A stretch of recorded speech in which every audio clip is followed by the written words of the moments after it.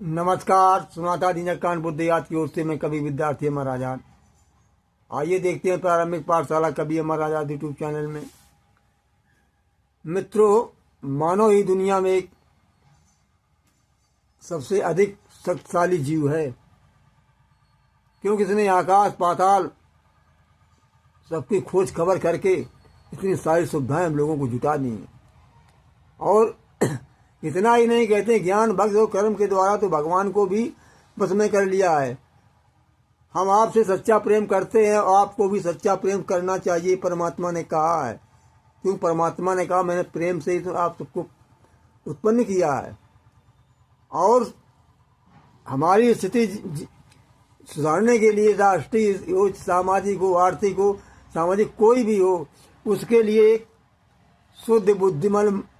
शुद्ध बुद्धि चाहिए। गंदी नहीं, पवित्र बुद्धि की जरूरत पड़ती है। गंदी बुद्धि तो विनाश नहीं, विनाश का कारण बनती है। तो पवित्र बुद्धि से ही विकास होता है। तो बौद्धिक विकास के बिना हम किसी भी क्षेत्र में विकास भी तो नहीं कर सकते हैं। और नैतिकता अगर ये नहीं होगी तो नैतिकता के बिना हम ना तो अपना भला कर सकते और ना किसी दूसरे का भला कर सकते। क्यों? नैतिकता के नष्ट हो जाने से मनुष्य के मर्यादाएं सब नष्ट हो जाती हैं। पवित्र भावनाओं के बिना विकास तो हो ही सकता है। भगवान कृष्ण ने गीता में इसके बारे में, भावनाओं के बारे में काफी कुछ कहा है। सुन लीजिए, गीता में जिसकी बुद्धि स्थिर होती है, शुद्ध होती है, वो कैसे होते हैं। अरे स्थिर बुद्धि न होने से, और स्थिर बुद्धि न होने से मानव अपनी स्थिति से गिर जाता।